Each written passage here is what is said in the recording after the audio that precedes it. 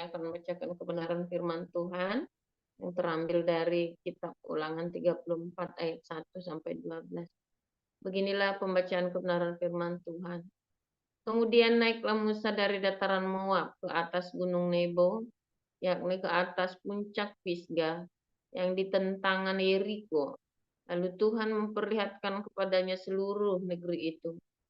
Daerah Gilead sampai ke kota Dan, seluruh Naftali, tanah Efraim dan Manasye, seluruh tanah Yehuda sampai laut sebelah barat, tanah Negeb dan lembah Yordan, lembah Yeriko, kota pohon korma itu sampai Johar. Dan berfirmanlah Tuhan kepadanya, inilah negeri yang kujanjikan dengan sumpah kepada Abraham, Ishak dan Yakub. Demikian, kepada keturunanmu akan kuberikan negeri itu. Aku mengizinkan engkau melihatnya dengan matamu sendiri, tetapi engkau tidak akan menyeberang ke sana.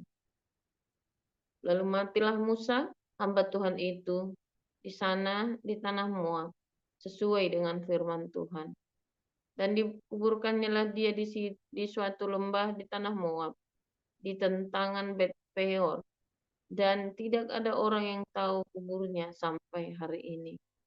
Musa berumur 120 tahun ketika ia mati. Matanya belum kabur dan kekuatannya belum hilang. Orang Israel menangisi Musa di dataran Moab 30 hari lamanya. Maka berakhirlah hari-hari tangis perkabungan karena Musa itu. Dan Yosua bin Nun penuh dengan roh kebijaksanaan, sebab Musa telah meletakkan tangannya ke atasnya. Sebab itu orang Israel mendengarkan dia dan melakukan seperti yang diperintahkan Tuhan kepada Musa. Seperti Musa yang dikenal Tuhan dengan berhadapan muka, tidak ada lagi nabi yang bangkit di antara orang Israel. Dalam hal segala tanda dan mujizat yang dilakukannya atas perintah Tuhan di tanah Mesir terhadap Firaun dan terhadap semua pegawainya dan seluruh negerinya. Dan dalam hal segala perbuatan kekuasaan dan segala kedahsyatan yang besar yang dilakukan Musa di depan seluruh orang Israel.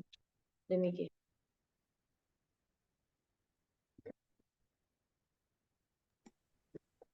Langsung Pak Ali.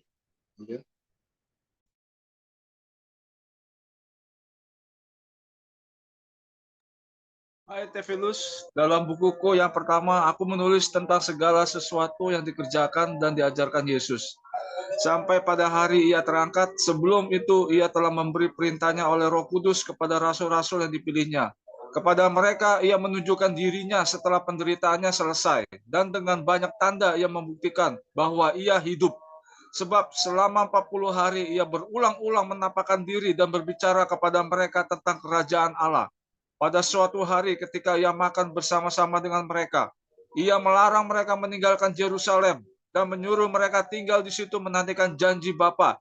Yang demikian katanya, telah kamu dengar daripadaku. Sebab Yohanes membaptis dengan air, tetapi tidak lama lagi kamu akan dibaptis dengan Roh Kudus.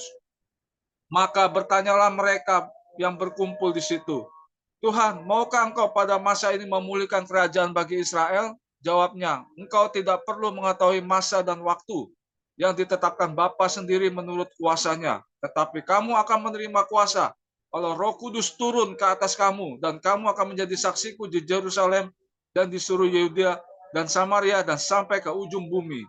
Sesudah ia mengatakan demikian, terangkatlah ia disaksikan oleh mereka, dan awan menutupnya dari pandangan mereka. Ketika mereka sedang menatap ke langit waktu ia naik itu, tiba-tiba berdirilah dua orang yang berpakaian putih dekat mereka dan berkata kepada mereka, hai orang-orang Galilea, mengapakah kamu berdiri melihat ke langit? Yesus ini yang terangkat ke surga meninggalkan kamu akan datang kembali dengan cara yang sama seperti kamu melihat dia naik ke surga.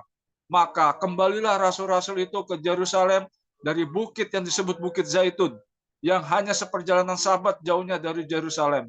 Setelah mereka tiba di kota, naiklah mereka ke ruang atas, tempat mereka menumpang. Mereka itu ialah Petrus dan Yohanes, Yakobus dan Andreas, Filipus dan Thomas, Bartolomeus dan Matius, Yakobus bin Alfeus dan Simon orang Selot, dan Yudas bin Yakobus.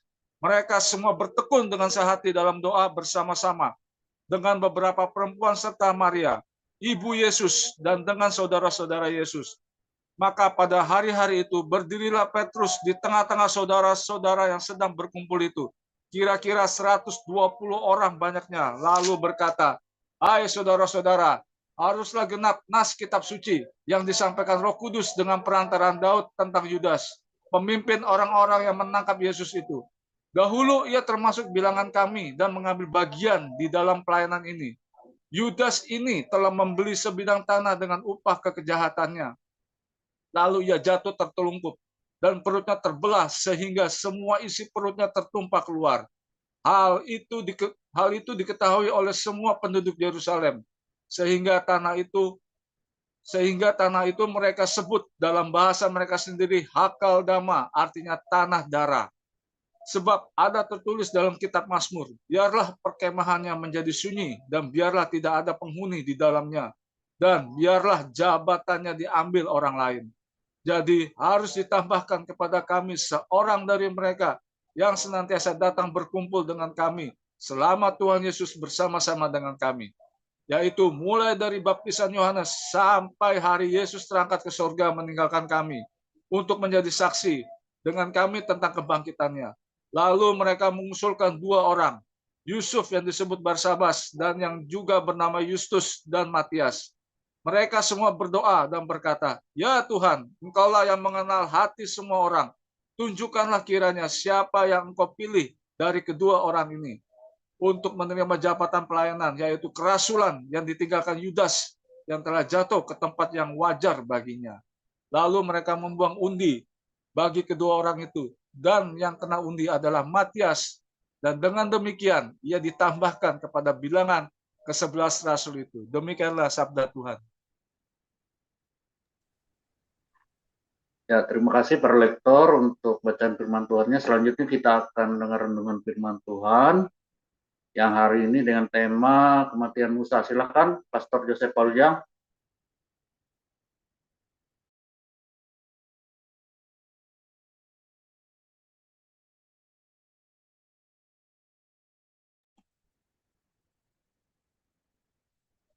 Silakan Pastor Paul.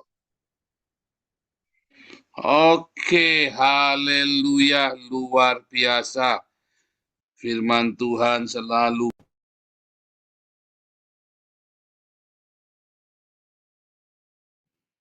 Oke, saya masih kecapean. Tadi seharian saya pergi, nggak usah dah, nggak apa-apa. Saya ke Den Haag, kita lanjutkan ya, hunting kerjasama dengan beberapa gereja. Pak Yus tadi kita ini saya drop di rumah, terus saya lanjutkan lagi karena Pak Yus ada peringatan sebelum hari 17 Agustus itu ya, para veteran dan para pejuang yang meninggal ya, Indo itu ya, grupnya orang Indo. Luar biasa saudara ya, saya tadi ketemu orang yang sangat baik sekali ya. Mudah-mudahan kita dalam bulan Agustus ini sudah bisa mulai. September kita sudah mulai penginjilan gila-gilaan ya. Aduh, dukung doanya setiap hari di Imbun Pagi ya, penginjilan dan proyek Eropa ya, untuk memberitakan Injil ya dengan cara yang sangat kreatif ya. Luar biasa saudara, dan tentunya saya akan mengajak teman-teman yang di Belanda, Woro-Woro ya, di Den Haag untuk support kita ya. Dan kalau bisa datang ya untuk hadir di dalam ini kita kan bikin seminar akhir zaman terus ya, karena memang kuncinya adalah seminar akhir zaman ya, kuncinya adalah tentang akhir zaman saudara ya. Nah saudara, hari ini kita juga belajar tentang pergantian kepemimpinan ya, bagaimana pemuridan ya, bagaimana setiap orang, bahkan Tuhan sendiri saudara ya, bahkan Tuhan Yesus sendiri ya, mengajarkan kepada kita harus selalu ada apa saudara, pergantian pemimpin ya, pergantian pemimpin.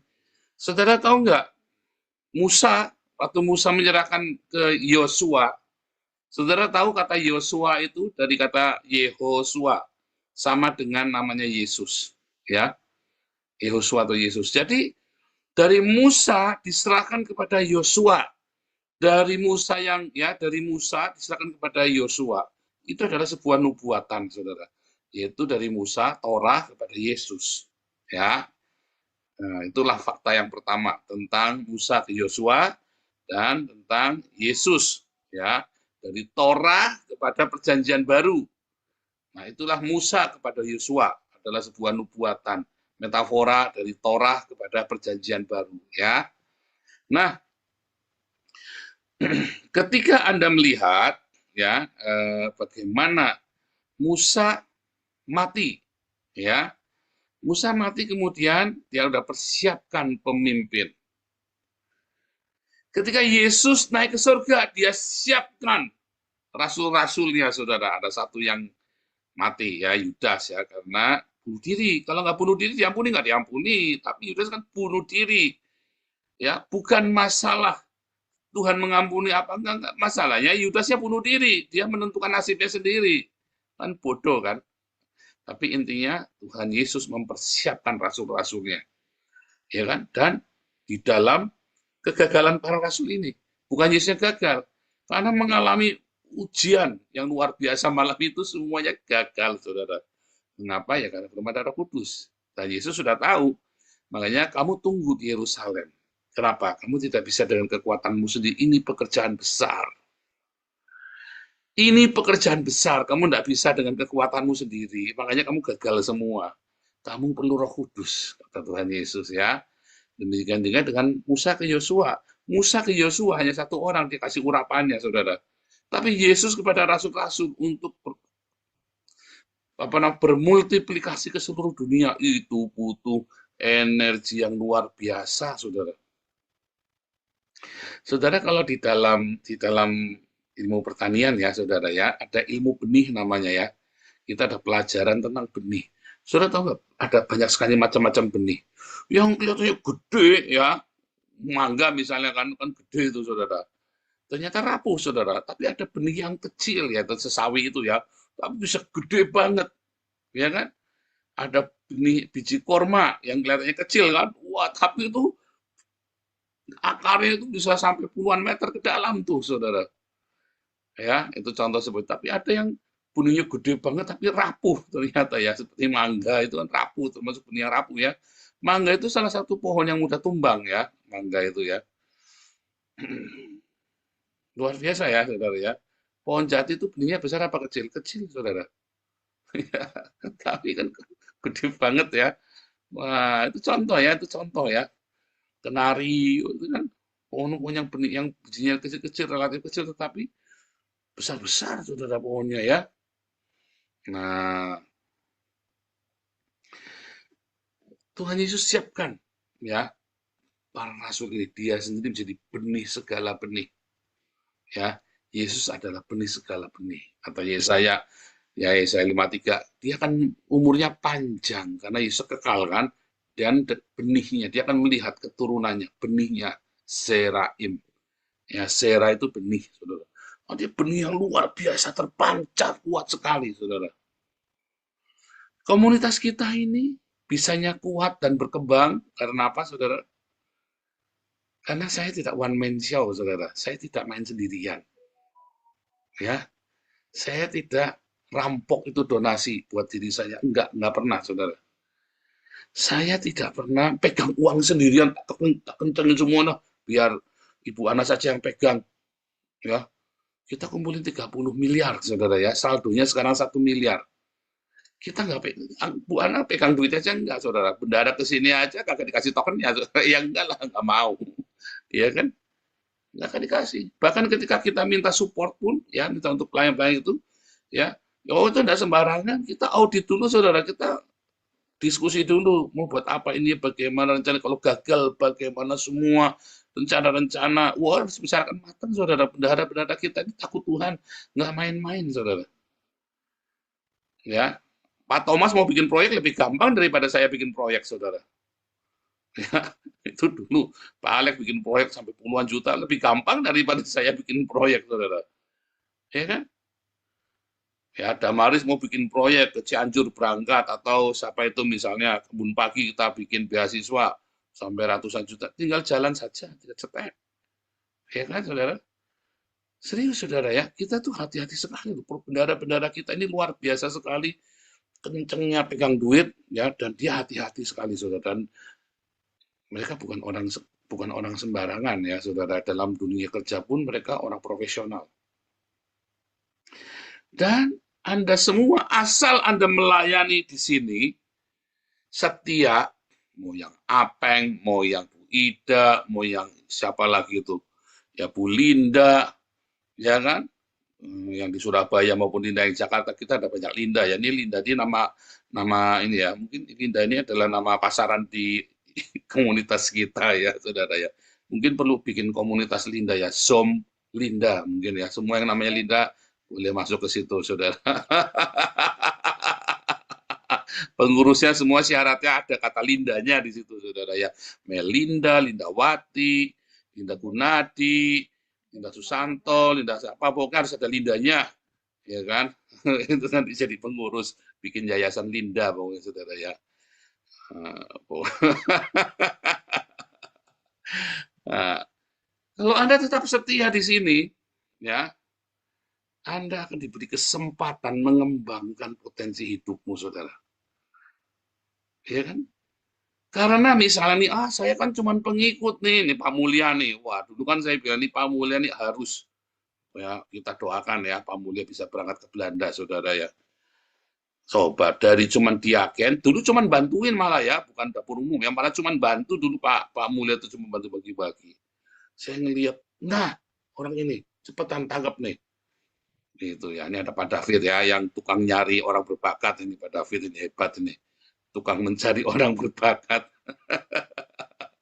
Apa namanya? Kalau orang suka itu, yang suka nyari orang berbakat. Bukan hunter apa namanya? Oke, ada ya, ada namanya tukang Talent scouting. apa namanya? Talent scouting. Talent Scott ya. Saya lupa bukan itu, tapi ada satu namanya yang lebih ini lagi ya. Kalau di orang kerja kan headhunter ya, untuk mencari orang kerja. Tapi ini orang pencari talent seeker gitu. Tapi ada namanya saya lupa ya. Talent seeker kayak kalau orang Hollywood itu kalau mau cari artis berbakat, dia turun, dia sampai ke desa-desa, dia cari ya, turun ke titer-titer, nah itu contoh seperti itu ya. Ini Pak David ini orangnya, so, pencari bakat kita. Termasuk kita juga mencari orang-orang yang punya leadership. Ya, kita selalu cari, saudara ya. Itu rahasia kekuatan dari komunitas ini, saudara. Tentu Tuhan Yesus. Tapi Tuhan Yesus menginspirasikan kepada kita. Bahkan Yesus tidak memenangkan seluruh dunia sendirian loh, one man show loh. Dia kasihkan delegasi kepada murid-muridnya. Saudara menyadari itu enggak, saudara? Makanya Anda semua di sini, mungkin Anda cuma kutu kupret di gerejamu, saudara. Di sini kamu seseorang, saudara. Ya, asal kamu di sini harus apa, saudara, rendah hati. Yang paling penting apa? Jangan tersinggungan. Ya, jangan tersinggungan. Yang paling penting. Itu paling penting. Kenapa? Karena kan kita ketemu di media sosial. Gesekannya keras sekali kalau ketemu, saudara. Ya, keras sekali gesekannya. Jangan ngomong enggak, saudara ya. Saya dengan Bu Lianti gesekannya keras sekali. Tapi Bu Lianti itu orangnya rendah hati. Nah, Bu Lianti dengan Pas Temen, wah gesekannya bukan keras sekali, saudara. Waduh, itu kalau saya bayangkan itu kalau dalam Islam itu mereka berdua kayak Aisyah sama si siapa Ali bin Abi Thalib itu, saudara, bisa bunuh-bunuhan itu, saudara, perang onta itu, saudara. Serius, saudara ya. Keras, saudara, keras ya. Tapi rendah hati. Pak Stefan rendah hati. Nah, syaratnya cuma rendah hati, saudara. Waktu Bung Mantu itu sampai dihina-hina ya sama siapa itu orang-orang itu ya. Mereka pada nggak ngerti, akhirnya pada kaget semua, ternyata tidak manis, ownernya Bu Mantu. Malu mereka semua, saudara. Iya kan, mau menghina-hina saya, nggak taunya menghina donaturnya mereka sendiri. Iya kan, saudara? Rendah hati, buruan Anda kalian Bu Mantu dihina-hina. Saya kadang-kadang urut dada, saudara. Waktu itu pernah ada kita support hamba Tuhan. Bu Mantu masuk, cuma nanya, saudara. Disemprot, saudara, panjang lebar. Dan maaf, saudara, ada kata-kata yang nggak pas gitu ya. Yang hanya pantas diucapkan oleh Nabi ke-26 saja, saudara. Saya sampai kaget, terus langsung saya tutup WhatsApp-nya. Cukup sudah. Pak SK itu orang yang rendah hati sekali, saudara. Dipisui juga Pak SK, saudara, kena. Didamprat. Saya sampai melongo, saudara. Ini orang misui, dia nggak ingat bahwa yang danai itu salah satu donaturnya itu Pak SK, saudara. Ya, ada Mantu juga termasuk ya. Saya sampai melongo, padahal cuma nanya, maksudnya dibelikan yang lebih bagus. Mau dibelikan jangan itu. Kalau kamu memang kebutuhannya berat, dibelikan lebih bagus. Baru nanya, jangan ikut-ikutan. Kamu kemarin udah ikut meeting. Wah, terus mulai sumpah serapah. Saya kaget, saudara. Nah, sayang sekali ya. Sayang sekali. Anda di sini, saudara, bisa memaksimalkan leadershipmu. Pak David puas di sini, saudara ya. Ngacak-ngacak semuanya, diacak semua sama dia. Puas Pak David, saudara ya. Diacak semua. Bagus, saudara. Benar, kita harus begitu. Pak Iman semuanya, kita maksimum di sini. Makanya komunitas kita besar. Ya, komunitas dalam hal jumlah orang dan juga dalam proyek-proyek kita, saudara. Jadi tidak boleh one man show. Harus apa? Anda harus belajar percaya. Saudara, kita punya Hagios Bible College.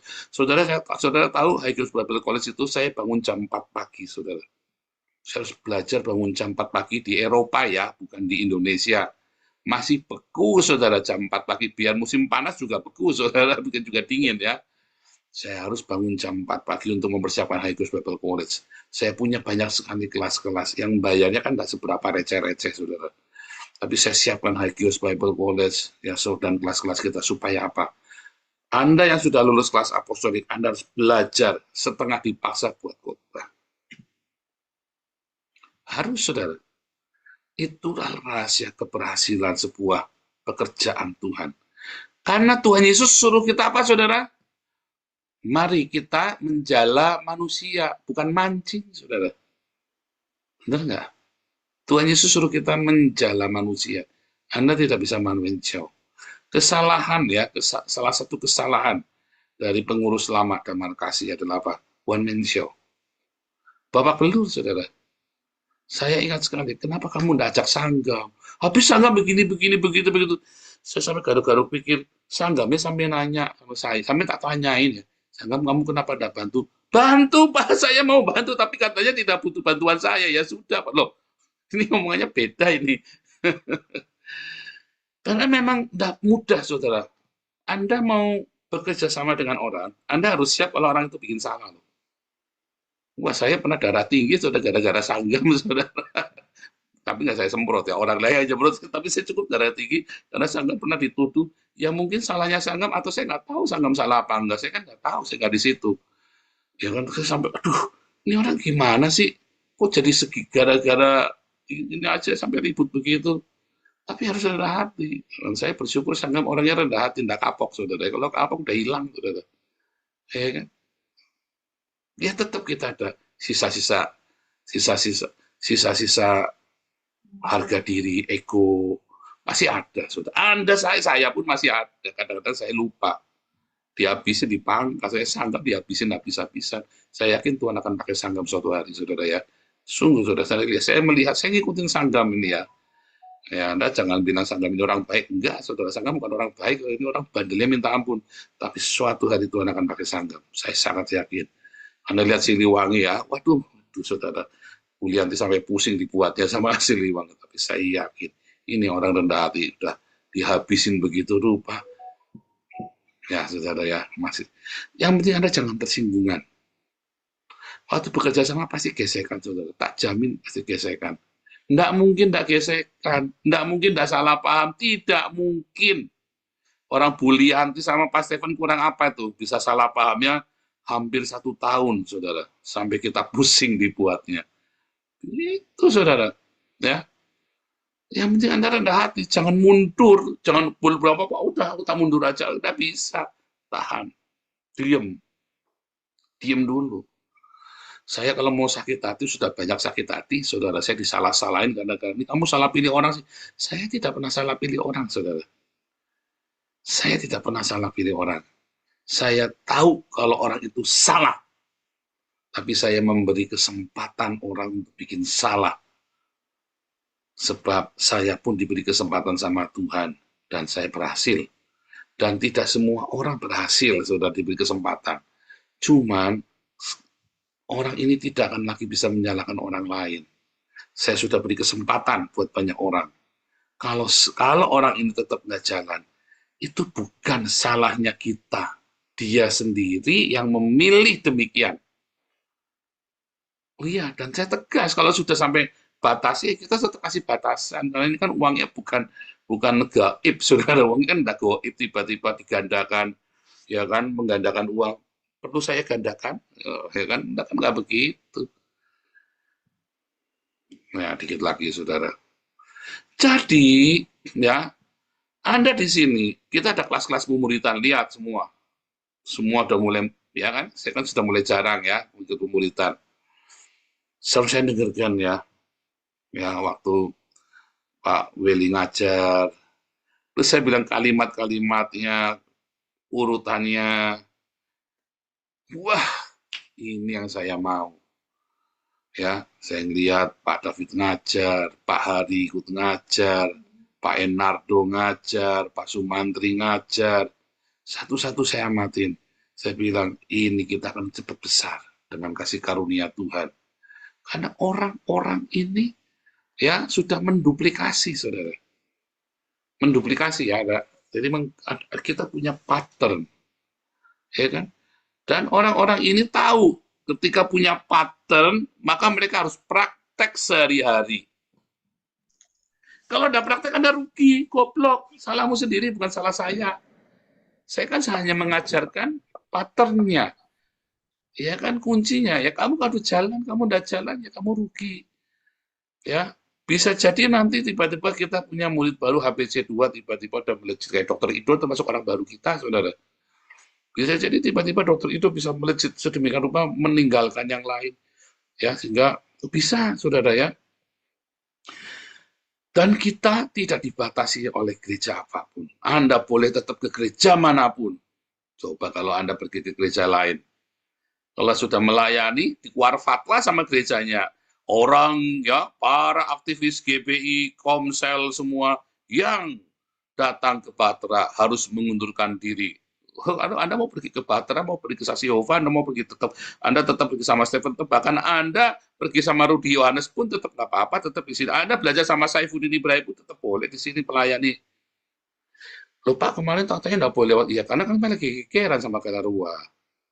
Makanya stop dulu. Bukan diberhentikan, stop dulu. Kamu supaya kita jelas nih. Kamu mau ke sana, Pak, ke sini supaya kita lagi pergantian kepengurusan. Itu saja kita kebobolan kan? Ada yang dua muka kan? Akhirnya merapat ya kan, pura-pura merapat ke sini cuman mau mata-matai, padahal dalam hati saya ini orang goblok, apanya yang dimata-matai, apa yang di sini semua kita tidak ada yang ditutupin, pasti apa yang kita kerjakan pasti semua orang tahu, nggak ada yang ditutupin, saudara, semua terbuka dengan jelas. Itulah rahasia kedua kekuatan kita, saudara. Ya, satu karena kita belajar memuridkan, kita belajar memberikan impartasi visi itu dan diduplikasikan oleh kalian. Pak, rugi dong Pak duitnya. Enggak, saudara. Berkat Tuhannya saya kan bukan dari saya minta-minta sama kalian. Yang aneh-aneh berkatnya, saudara. Serius, saudara, berkatnya dari yang aneh-aneh. Ya. Kemarin saya mau kuliah, ya, saya mau beli ini kan, beli peralatan semua. Berkatnya dari mana? Dari pemerintah Belanda. Apakah Anda ngasih? Enggak. Ya kan, waktu itu apalagi belum percaya kali Anda. Dua, saya mau kuliah. Saya nggak minta, saya cuma ngasih tahu, tiba-tiba saya dapat berkat lagi, ya, ada pokoknya uangnya 100 juta buat kuliah, saudara. Ya kan, saya kuliah 100 juta di AIFA, saudara. Apalagi, saudara. Dan banyak sekali berkat nanti ya, kalau proyek ini jadi nanti kita lihat bagaimana Tuhan bekerja. Makanya, saudara ya, hidup saya di sini pun nggak pernah minta-minta, ya kan? Dan seringkali yang ngasih adalah dari orang tak terduga, saudara. Ya, kedua tadi ya, bagaimana kita belajar setelah kita mendelegasikan, ya kan? Kita belajar mendelegasikan, jangan jadi harus percaya, belajar kasih kesempatan orang lain untuk salah, dan kita belajar untuk jangan tersinggungan. Pasti ada gesekan, pasti ada pergumulan. Anda harus rendah hati, saudara.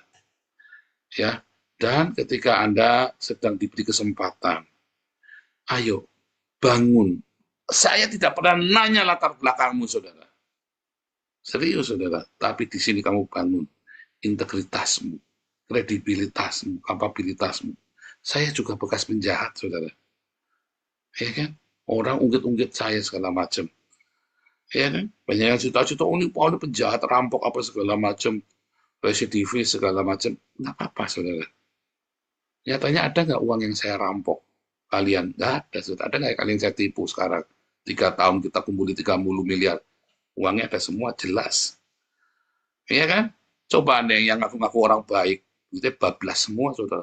Jangankan 30 miliar, baru 400 juta saja sudah kesana. udah gegerannya pagi siang malam. Kita pernah enggak gegeran duit? Enggak pernah, saudara. Tenang semua, ya kan? Makanya ketika Anda dikasih kesempatan, gunakan itu. Bangun kredibilitasmu. Bangun integritas itu. Bangun kapasitasmu. Ya, saudara ya. Itu penting. Jangan sampai meleset. Ya, karena itulah kekuatan yang Tuhan berikan pada kita. Ya, dengan apa? Meneladani apa yang Yesus ajarkan di dalam pemuridan. Takut nggak Pak saya kehilangan nanti pekerjaan? Ya enggak lah. Ya kan? Enggak kekurangan berkat saya, saudara. Saya siapkan semua ya, mahasiswa HBC. Saya siapkan semua kalian, kelas apostolik semua. Makanya saya melarang kalian ya, ini yang sudah kopdar, ini dua-duanya Linda Surabaya dan Linda Jakarta nih. Ya, Linda Surabaya dan Linda Jakarta, jangan pernah ngundang pengkhotbah dari organisasi lain. Di kita ini banyak yang berkualitas. Ya, kalau sampai terpasang dada, ya Ibu Linda inilah yang khotbah, dua-dua Linda ini. Kenapa? Karena kamu di sini diajari ya tentang menjadi teladan. Pengkhotbah lain nanti kamu diajari jangan teladani saya, pandang Yesus saja, jangan pandang manusia. Salah, saudara. Ya, pengkhotbah tidak boleh berkata pandang Yesus saja. Seorang pengkhotbah harus bilang, teladanilah saya. Itu masalahnya, sanggup enggak? Dan Anda harus belajar ngomong, teladanilah saya. Seperti saya meneladani Kristus. Ya. Yang terakhir, saudara, yang ketiga. Ya. Dalam komunitas ini, ya, walaupun ada gesekan, tidak pernah kita menolak orang untuk kembali. Ya, Pak Putih sudah kembali sama kita. Ya kan, Pak Toping kembali kepada kita. Itu, saudara, selalu ada pertobatan. Selalu ada pertobatan di sana. Jangan khawatir, ya. Saya cukup waras untuk mengerti bahwa namanya gesekan bisa terjadi. Yang penting, waktu gesekan kamu jangan nyebrang ke orang Islam, saudara. Langsung tak musuhi, saudara. Begitu kamu gesekan, terus kamu ngerasani saya kepada orang Islam, tak anggap kamu you, me, and. Kelar, saudara. Iya, kayak kemarin siapa itu ya, makanya ada satu orang ya, kita harus nyebrang ke orang Islam. Ya buat saya sudah, saya udah nggak respect, sudah, saya tutup. Ya, kita ini enggak kekurangan pengkhianat. Inilah roh-roh pengkhianat, roh antikristus. Ketika kamu menyerahkan saudaramu sendiri kepada musuh, ya kepada orang Islam ini, saudara. You, me, and. Udah selesai. Tapi selama kamu cuma ya kayak galarua, kayak itu cuma salah paham saja. Nanti kebenaran akan terbuka, nanti kita akan mengerti. Tapi kalau sudah kamu nyebrang ke orang Islam, kelar kita sudah selesai. Kamu telepon saya pun nggak tak angkat, saudara. Karena apa? Karena 2 Yohanes 1 ayat 9 sudah jelas ngomong. Kalau orang yang tidak mengajarkan ini, jangan dekat-dekat lagi, saudara. Ya, 1 Yohanes 2 ayat 9, sorry ya. Jangan kasih salam pun jangan. Kalau orang sudah tidak tinggal diam di situ, dia udah murtad, udah pergi ke orang Islam, melakukan. Jadi kita nggak tahu. Bukan karena benci, karena kita nggak tahu siapa lawan, siapa kawan kalau udah begitu. Ya kan? Ya, saudara ya. Jadi, saya selalu berkata, kita ini kan tidak dibatasi oleh gereja manapun. Anda mau dari gereja manapun, Anda bisa di sini. Ya, kita ini lintas gereja. Bahkan proyek yang kita bikin di Eropa, saya kerjasama dengan banyak gereja. Dan saya bilang, aku tidak bisa melakukannya sendiri. Tuhan Yesus suruh kita untuk menjala ikan, bukan mancing. Ya, saudara ya. Net work. Kita harus membuat sebuah net jala. Bagaimana kita berjejaring? Kita bisa dengan orang lain. Tetapi kalau untuk pengajaran, untuk mengajar, jangan. Kita bisa bekerja sama. Saya bekerja sama dengan banyak gereja, saudara. Tetapi kalau untuk khotbah, saya harus hati-hati benar. Dia harus tahu pengajaran kita. Ya, nanti tiba-tiba kamu diajarin, akhirnya malah ngomongin saya sesat lagi. Ya kan? Dia harus tahu dulu kita ini mau ngapain. Ya, saudara ya. Tuhan Yesus memberkati.